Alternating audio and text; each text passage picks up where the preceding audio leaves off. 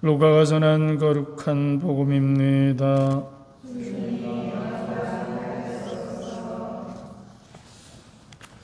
그 무렵 예수님께서는 기도하시려고 산으로 나가시어 밤을 새우며 하느님께 기도하셨다. 그리고 날이 새자 제자들을 부르시어 그들 가운데서 12를 뽑으셨다. 그들을 사도라고도 부르셨는데 그들은 베드로라고 이름 지어주신 시몬, 그의 동생 안드레야, 그리고 야고보, 요한, 필립보, 바르톨로메오, 마테오, 토마스, 알페오의 아들 야고보, 열혈다문이라고 불리는 시몬, 야고보의 아들 유다, 또 배신자가 된 유다 이스카리옷이다. 예수님께서 그들과 함께 산에서 내려가 평지에 서시니 그분의 제자들이 많은 군중을 이루고 온 유다와 예루살렘 그리고 티로와 시돈의 해안 지방에서 온 백성이 큰 무리를 이루고 있었다. 그들은 예수님의 말씀도 듣고 질병도 고치려고 온 사람들이었다. 그리하여 더러운 영들에게 시달리는 이들도 낫게 되었다. 군중은 모두 예수님께 손을 대려고 애를 썼다. 그분에게서 힘이 나와 모든 사람을 고쳐 주었기 때문이다. 주님의 말씀입니다.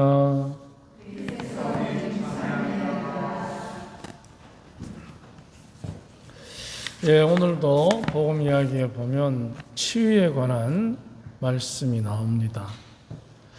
우리는 누구나가 다 병을 앓고 있습니다. 그리고 병을 피해갈 수 있는 사람도 잘 없습니다. 그래서 고침을 받아야 하는 상황은 태어나면서부터 불가항력적으로 닥칠 수도 있고 장기간 반복되는 악습으로 인한 결과일 수도 있고 갑작스럽게 닥친 사고에 의해서 그럴 수도 있습니다. 그래서 우리는 누구나가 고침을 받아야 되는 그 고통의 순간들을 다 맞이하게 됩니다.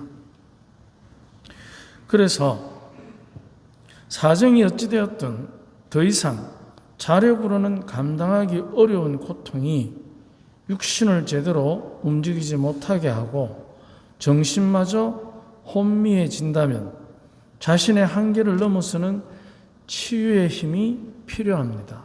우리는 그걸 잘 알고 있습니다.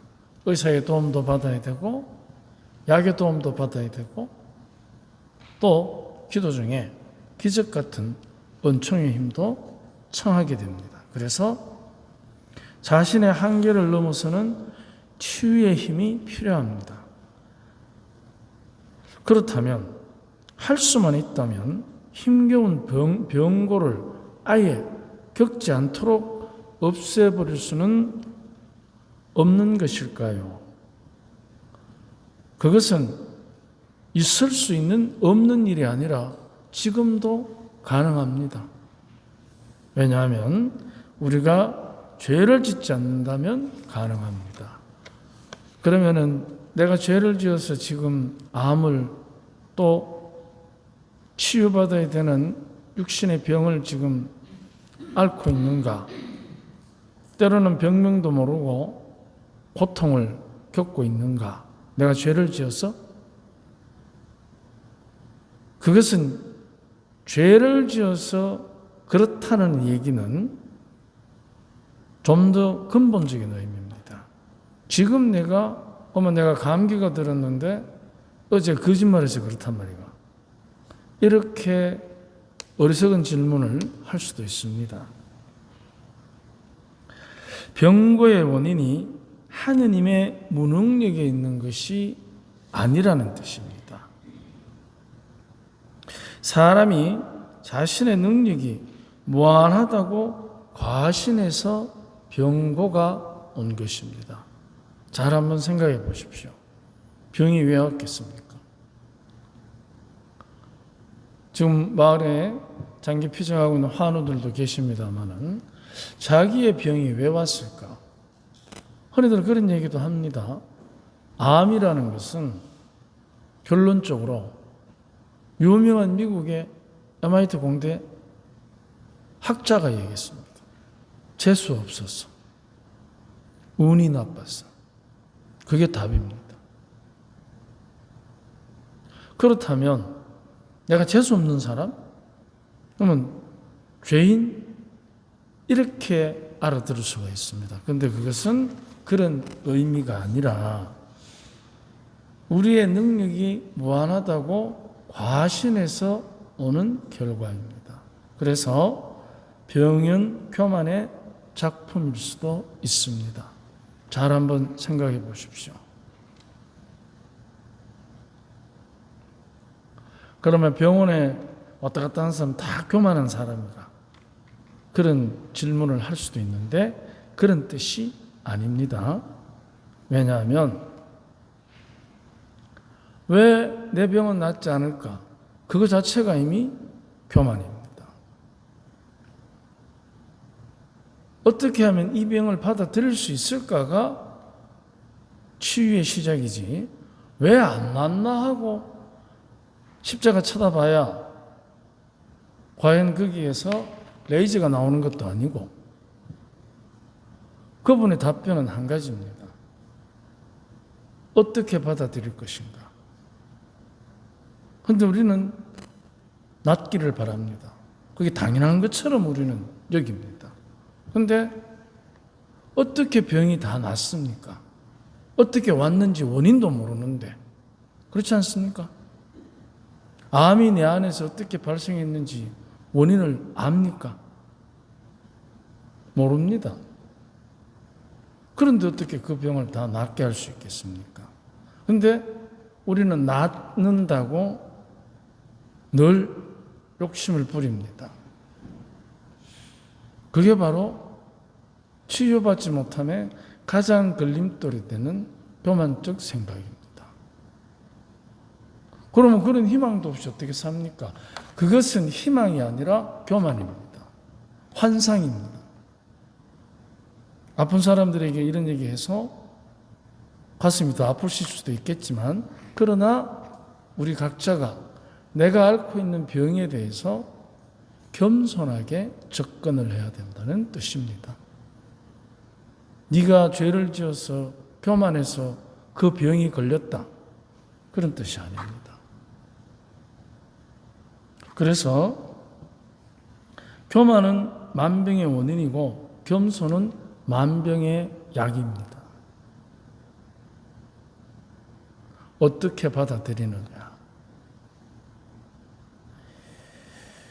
우리가 먹는 것, 입는 것을 위해서 하느님이 주신 모든 것을 선용하지 않고 닥치는 대로 점령하고 과용한 결과 주체할 수 없는 위기를 겪고 있습니다.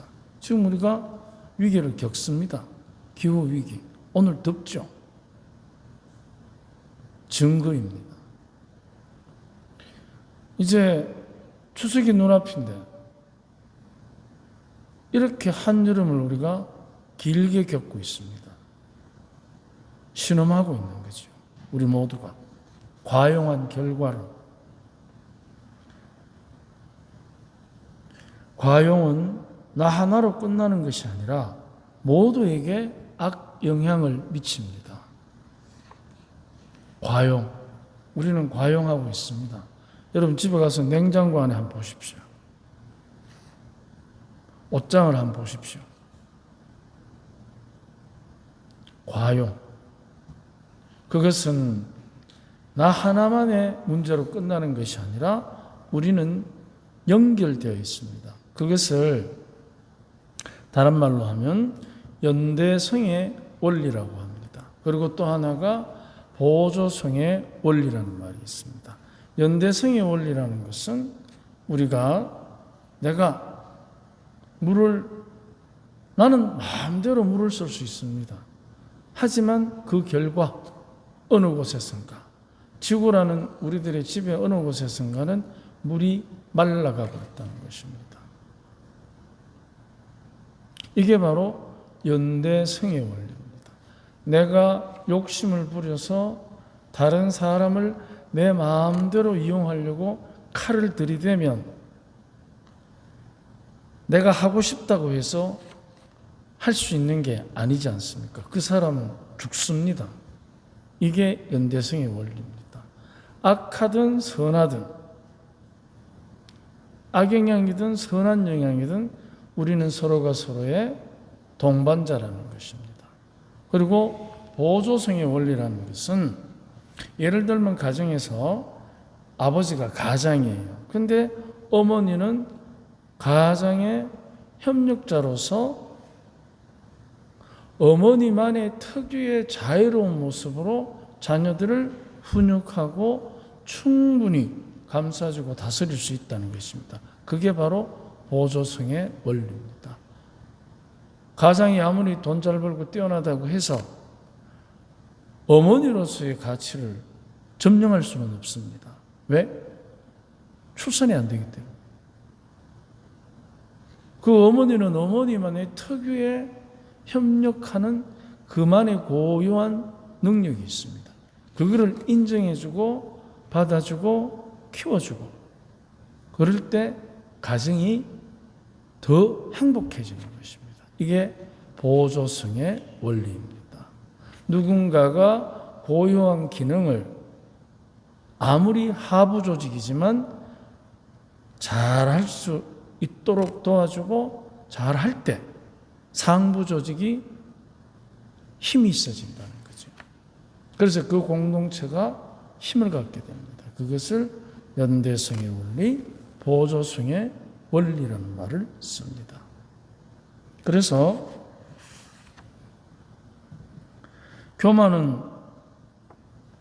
교만을 채우려는 욕망은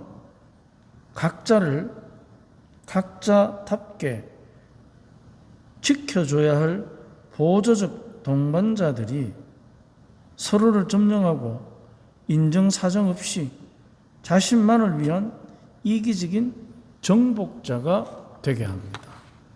우리는 이기적인 정복자가 아니고 보조적인 동반자입니다. 가정에서도 아버지의 역할이 있고 어머니의 역할이 있고 형의 역할이 있고 동생의 역할이 있습니다. 그래서 우리는 서로가 서로에게 선한 영향을 미치는 보조적 동반자라는 것입니다. 그런데 이게 지켜지지 않으면 질서가 무너지는 겁니다. 형이 형 같자는 게 왜 나한테 잔소리야? 그러면 어떻게 되겠습니까? 보조성의 원리에 의해서 부모가 그 동생을 훈육시켜야 합니다. 개입을 해야 합니다. 근데 보조적 동반자로 개입을 해야 되는데 대놓고 정복합니다. 너 그따위로 행동하면 앞으로 용돈 없어. 형한테 함부로 하면 너 앞으로 국물도 없어. 이거는 보조성을 인정해 주는 게 아니고 정복자가 되는 겁니다. 간섭하는 거죠. 그래서 우리들이 지금이라도 죄를 짓지 않고 선의의 동반자로 거듭난다면 그분에게서 힘이 나와 모든 사람을 고쳐주었기 때문이다는 바로 그 힘으로 온 지구가 치유될 수 있습니다. 우리는 선의의 보조적 동반자입니다.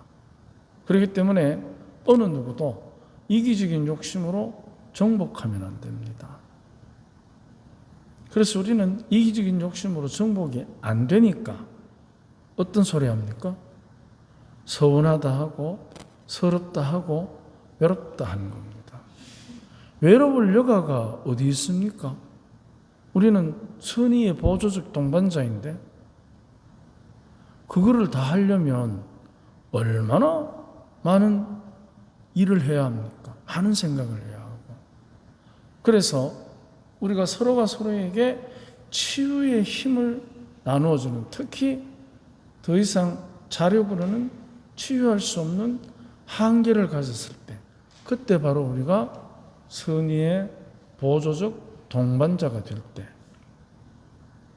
얼마나 많은 위로가 되겠습니까? 그래서 주님께서 많은 사람들의 병을 낫게 했다라는 것은 나병 환자가 나병에 안 걸린 것처럼 되는 사건을 이야기하는 게 아닙니다.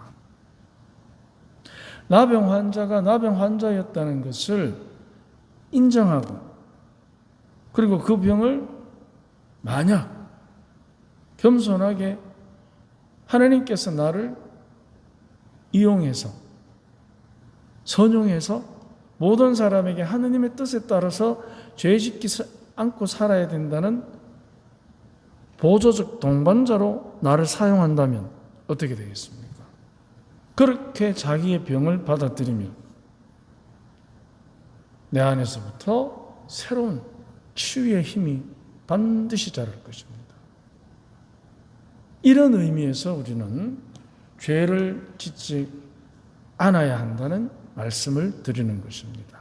그래서 모든 병의 출발은 결국은 우리가 교만하게 하나님께서 우리에게 주신 능력을 사용할 때 악한 영에 의해서도 발생하고 선한 영에 의해서 치유되고, 이런 의미에서 우리가 죄를 짓지 않으면 치유가 일어난다는 의미입니다.